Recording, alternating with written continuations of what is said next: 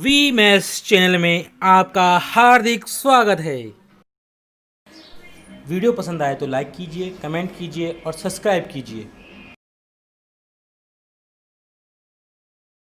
Video में हम पढ़ेंगे मोस्ट क्वेश्चंस ऑफ कौन से most questions of class 10 exercise number 2 real numbers वास्तविक संख्याएं। इसमें पहला क्वेश्चन आ रहा है अपने पास कि दर्शाइए कि किसी भी धनात्मक विषम पूर्णांक संख्या को 6q+1 या 6q+2 या 6q+3 के रूप में व्यक्त किया जा सकता है, जहां q के यहाँ एक धनात्मक पूर्णांक संख्या है।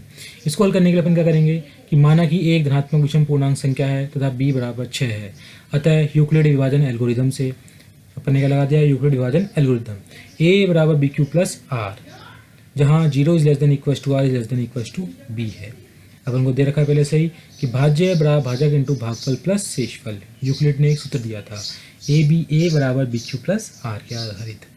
शेषफल का मान हमेशा या तो जो अपना क्या है भाजक उससे क्या छोटा आएगा, भाज्य उससे छोटा आएगा या उससे बड़ा आएगा, छोटा आएगा या उसके बराबर आएगा, मगर उससे बड़ा कभी भी नहीं आएगा। अपने लगा दिया, अतः यूक्लिड विभाजन एल्गोरिथम से a बराबर बी क्यू प्लस आर लगा दिया। तो अपने पास क्या बन गया, a बराबर देखो b का मान अपन ने क्या माना 6 मान लिया है, माना a बराबर a है तो b बराबर क्या मान लिया 6 मान लिया। तो कितना आ गया अपने पास a बराबर 6q प्लस आर, जहाँ 0 is less than equal to r is less than equal to 6। समीकरण नंबर 1। अब r के अपने पास मान निकल के आ रहे हैं कितने, 0 1 2 3 4 और 5, 6 नहीं आएगा, 6 से छोटा होता है मान, r बराबर 5 तक आ रहा है। समीकरण 1 में r के मान रखने पर, समीकरण 1 से r बराबर 0 1 2 3 4 5 रखने पर, r बराबर 0 रखने पर, समीकरण नंबर 1 में a बराबर 6q प्लस आर, तो a बराबर 6q प्लस 0, तो a बराबर 6q। समीकरण नंबर 2 फिर रखा अपन ने r बराबर 1 रखने पर a बराबर 6q प्लस आर, a बराबर 6q प्लस 1 हो गया। समीकरण नंबर 3 r बराबर 2 रखने पर, समीकरण 1 के अंदर a बराबर 6q प्लस आर है, a बराबर 6q प्लस 2 हो गया। r बराबर 3 रखने पर तो क्या बन गया अपने पास, a बराबर 6q प्लस आर, a बराबर 6q प्लस 3, समीकरण नंबर 5 बन गया। r बराबर 4 रखने पर तो a बराबर 6q प्लस आर, तो अपने 4 रखे तो a बराबर 6q प्लस 4 बन गया, समीकरण नंबर 6 बन गया। r बराबर 5 रखने पर तो a बराबर 6q प्लस आर, a बराबर 6q प्लस 5, समीकरण नंबर 7 बन गया। अब क्या बोल रहा है, अतः समीकरण नंबर 3 6q प्लस 1, समीकरण नंबर 5 6q प्लस 3 और समीकरण नंबर 7 6q प्लस 5 किसी भी धनात्मक विषम पूर्णांक संख्या को 6q प्लस 1 6q प्लस 3 या 6q प्लस 5 के रूप में व्यक्त किया जा सकता है। और यहीं पे अपना क्वेश्चन कंप्लीट होता है। फिर आता है नेक्स्ट क्वेश्चन, यूक्लिड विभाजन विधि द्वारा 196 और 38220 का यूक्लिड विभाजन विधि द्वारा महत्तम समावर्तक SCF ज्ञात कीजिए। तो अपन लिखा यहाँ पर आंसर में कि 196 का भाग दिया किसके अंदर 38220 में, किससे गुणा करना पड़ेगा अपन को, 195 से गुणा करना पड़ेगा। किससे गुणा करना पड़ेगा, 195 से गुणा करेंगे तो कितना आएगा 38220 आएगा। आंसर कितना हो गया, 0 हो गया। तो SCF किसका 196 का, 38220 का कितना आएगा 196। ये क्वेश्चन क्या है अपना मोस्ट है, क्यों है कि जो क्वेश्चन में दे रखा था 196 वही अपना क्या आ गया, इसका अंदर आंसर आ गया। यहीं पे अपना क्वेश्चन कंप्लीट होता है। फिर आता है क्वेश्चन नंबर 3, यदि संख्या 408 या 1032 के महत्तम समावर्तक को 1032x माइनस के 408 इंटू 5 के रूप में व्यक्त किया जा सकता है तो x का मान ज्ञात कीजिए।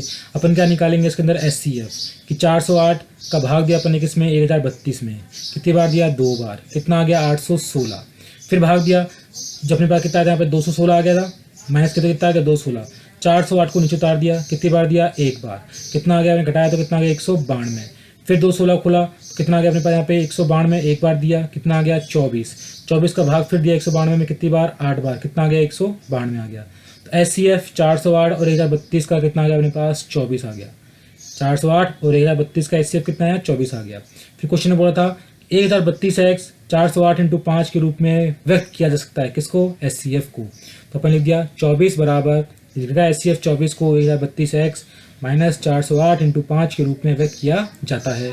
तो 24 इंटू 1032x माइनस के 408 इंटू 5 कितना आ गया अपने पास 24 इंटू 1032x माइनस के 2040। फिर अपन ने क्या करा इसके अंदर पक्षांतरण करा, 1032x ऐसे कैसे, ये माइनस का था, इधर क्या तो कहीं का हो गया प्लस का, पक्षांतरण विधि। तो 2040 प्लस 24 तो कितना आ गया अपने पास 1032x बराबर 2064 आ गया।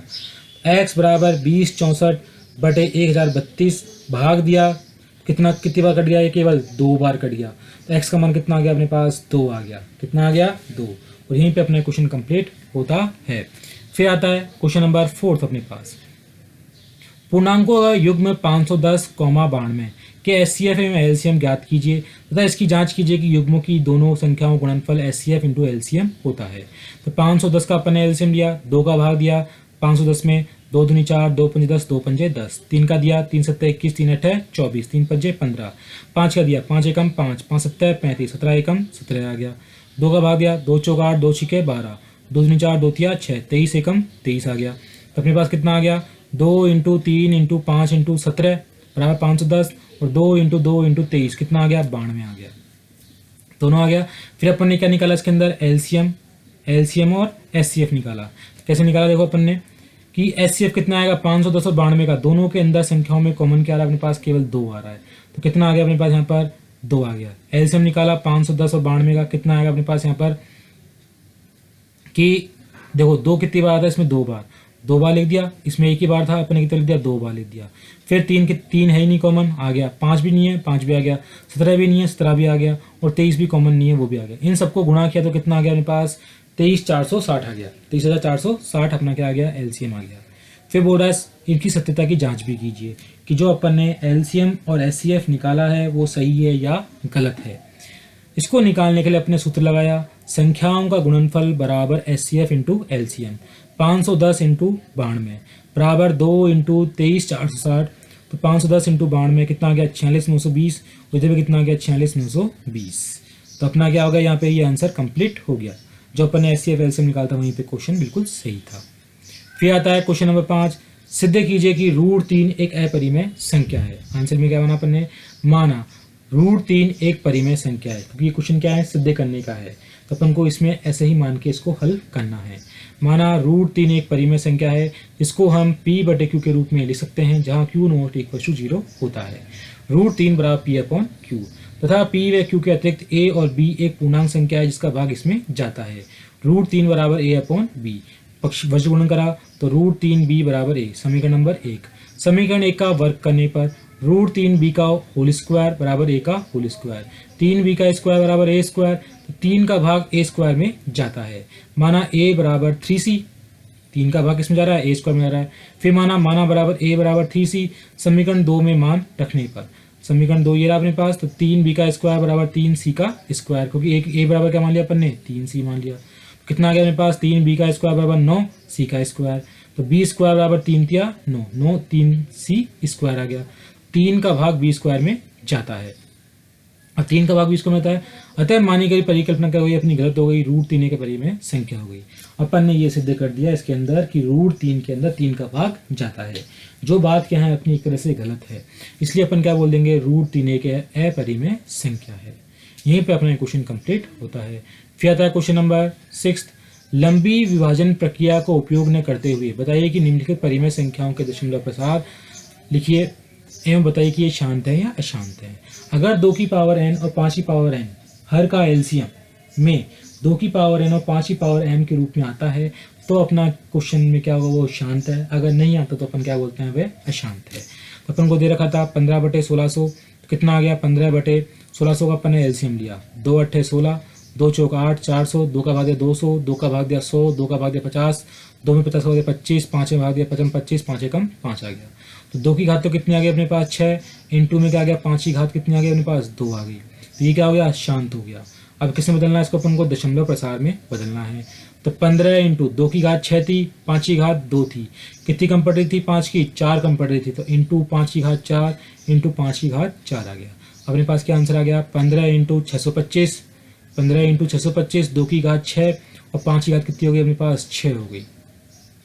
तो 625 को 15 से गुणा किया तो कितना आ गया 9375 और 10 की घात 6 आ गया। कितना आ गया 0.009375 अपना क्या आ गया यहाँ पर सर।